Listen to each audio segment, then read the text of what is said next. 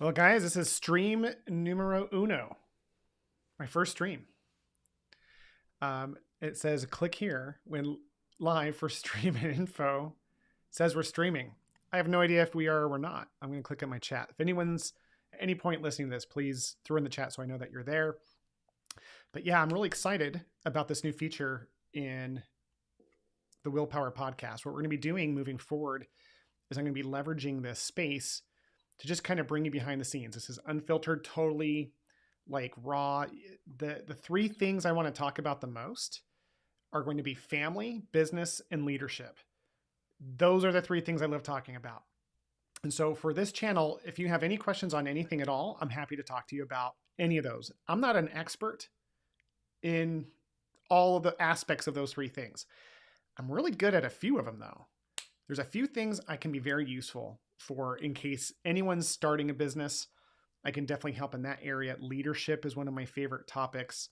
I'd love to talk to you guys about leadership, business, family, any of those types of elements. But one of the things that I'm going to be talking about here is going to be something that I learned recently from a weekend that I just had going to Las Vegas. I just came back from the single craziest coaching experience of my life. And that's not an exaggeration. I have had coaching for years. I've had multiple companies. I've built and sold different businesses, but I've never had a coaching experience like the one I did this last weekend. I flew to Las Vegas to spend 12 hours with Alex Hormozi. If you're familiar with him, he's got a lot of famous books. His most recent book broke, I'm pulling it out right now.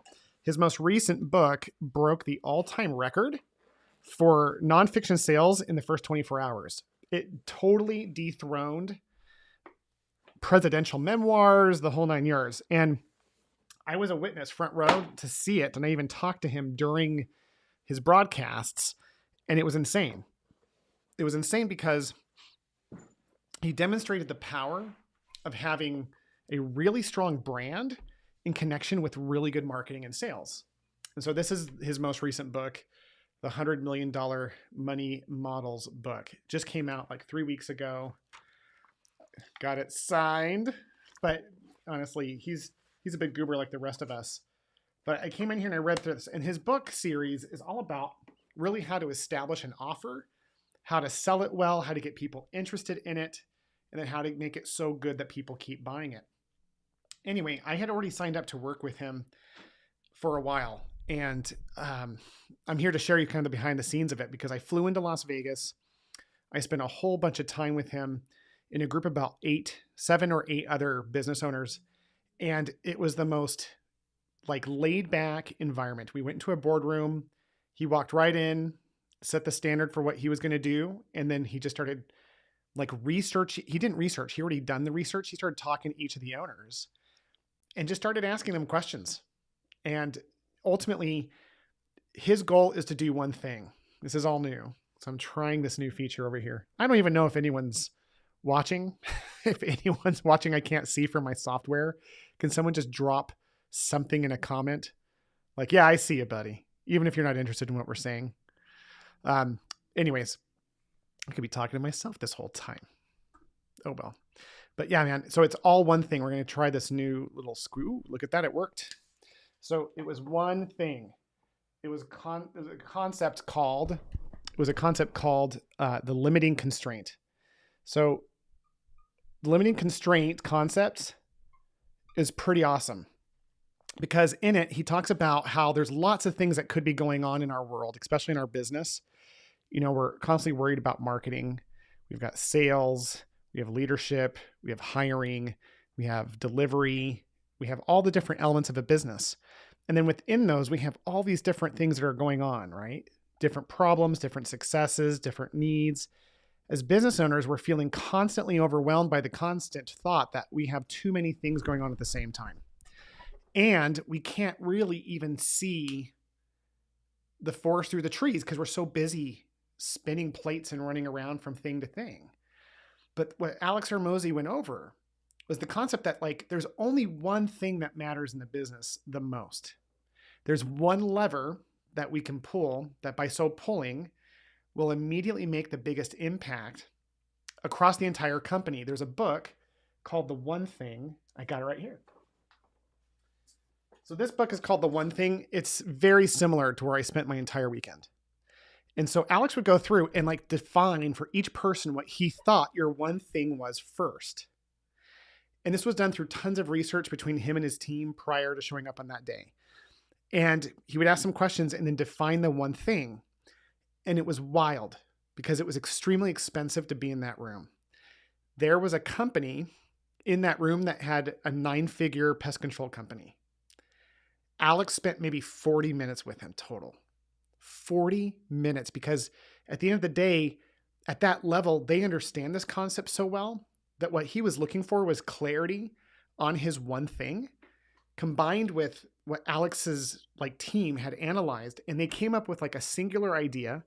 The guy understood it completely. He didn't have any questions really. They just kind of went back and forth on the implementation of it. And he was done in like 40 minutes.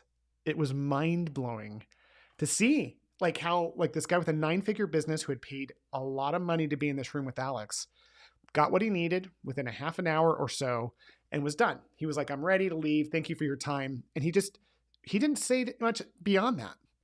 He left completely satisfied. He told me later that he thought that idea would result in tens of millions of dollars of revenue. And so here's what made that experience so different in comparison to everything else I've ever seen. He made sure that when we left, we had a much bigger stop doing list than we did to-do list. Seriously, like the idea of having a much bigger stop doing list than to-do list was unbelievable. So I left with this massive like inspiration because it was about lightening up my load and focusing on what really matters.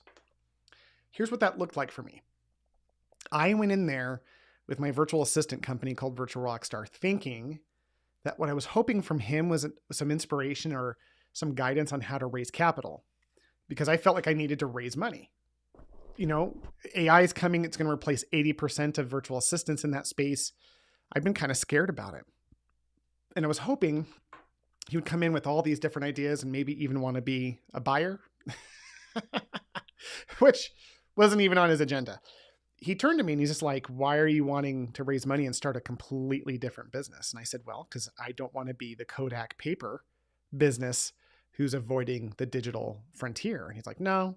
And he said this, he goes, there's law firms in America that are still using fax machines. He goes, virtual assistants might be at one point taken over by AI, but you'll always have a business in it. And if anything, there's severe value in you being hyper-focused on this. His idea was just keep growing your virtual assistant company, keep growing the number of VAs, the quality of VAs, what you charge people, additional services connected to the VAs, and let everything else go. And I was mind blown by that. He just said, at the end of the day, don't be stupid. Like, look at your market and see, where are people coming from? Are they taking your audience? Are they going to start running in a different direction? And once that happens, I start getting a sense that there's like enough technology, then I can pivot in many different ways. I could partner, I could buy my own equipment. Either way, if I've got lots of cash and capital in that time, things were going to be just fine.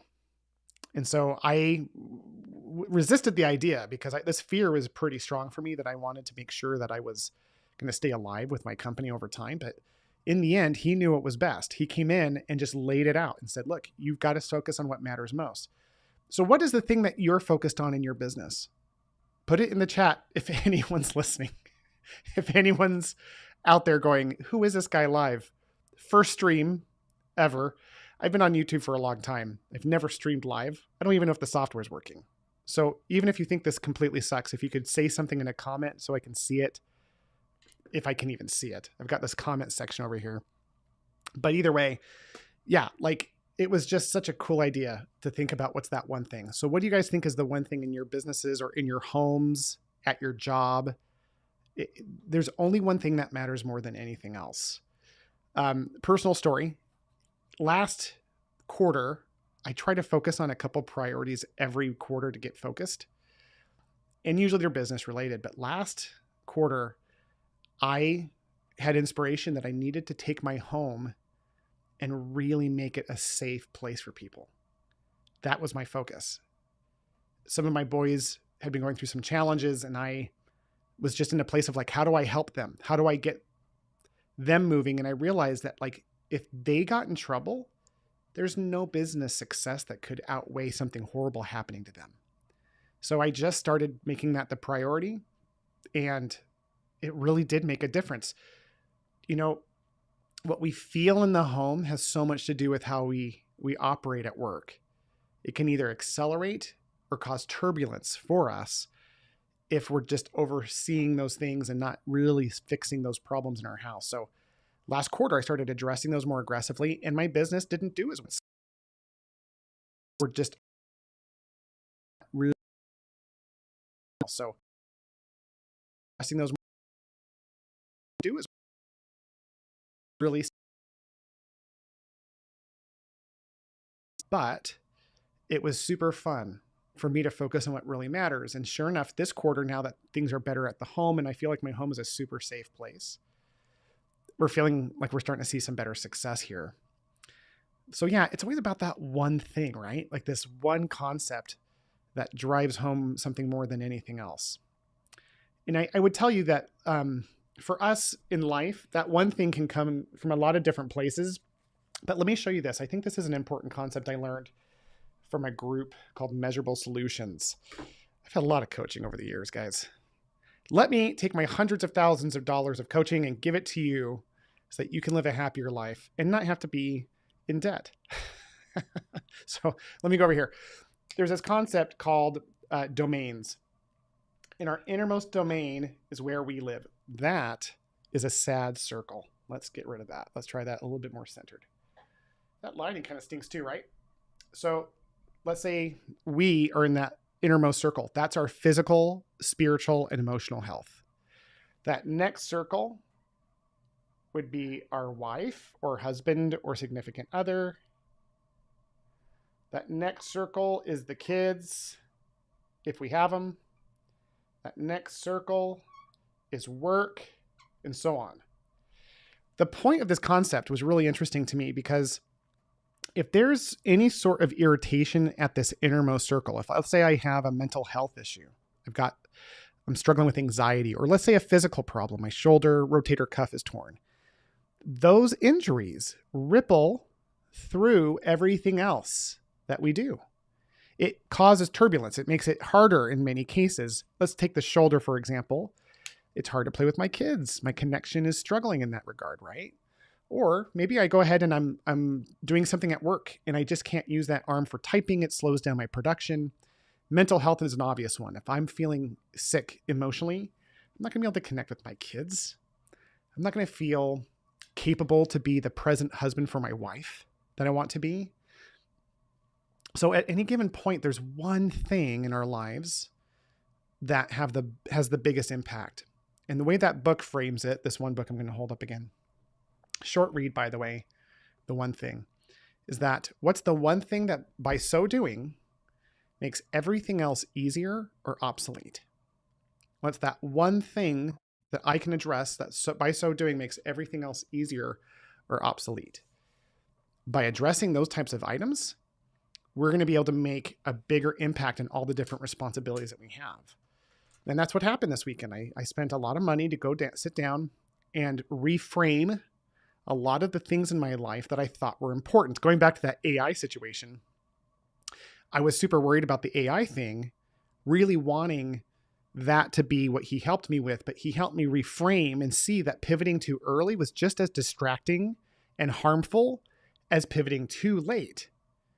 The one thing that mattered right now was increasing my profitability so that I had money and time and freedom to pivot when the time was right, instead of strapping it kind of thin and doing both businesses kind of crappy and burning myself out.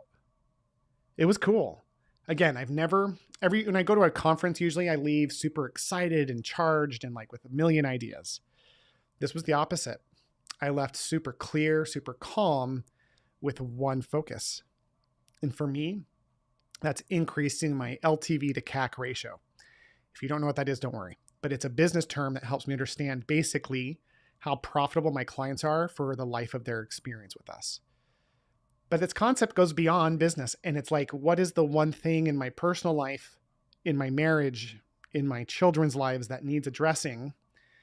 And that, so by doing, makes everything else easier or obsolete. And I think when we start getting ourselves super busy and we're running around, it's coming from a place of either one, not having focus, or two, not knowing how to delegate. Delegation is a completely different skill. And oftentimes we hold on to things that we do because we feel like we have to. A lot of times we hold on to things that we don't delegate out because of like a judgment that we have on the thing that we would delegate. I hate hanging Christmas lights. I hate it. I fell off a mountain in high school. I broke 21 bones, both arms and legs. Climbing on the roof gives me a little PTSD, if I'm being honest. I hate it. It's the worst thing in the world. And so I finally paid people to do that. What I got back in terms of energy and time so I could focus on more profitable and productive activities isn't even funny. And people do this all the time with laundry or cooking. There are, especially in today's world, so many affordable ways that we can delegate those things out. And if we really, really, really can't afford that, that's okay. At least at work, there are things that we could delegate to others if we have a team, especially if you're a business owner, or there's just ways that we can work around the things that we drain our soul. And so we can focus on the things that at least feed our soul, right? So again, I don't know if anyone's listening. I don't even know if this streaming is working. If anyone's tuning in just out of curiosity, could you just type in that it's working? If nothing else. All right. Anyway, guys, I appreciate you. If this is working, I appreciate everybody who's tuning in. Mom, I'm talking to you if you're there. Otherwise, yeah, guys, thank you for letting me practice this new Restream with all of you. Hope you guys have a great rest of your day.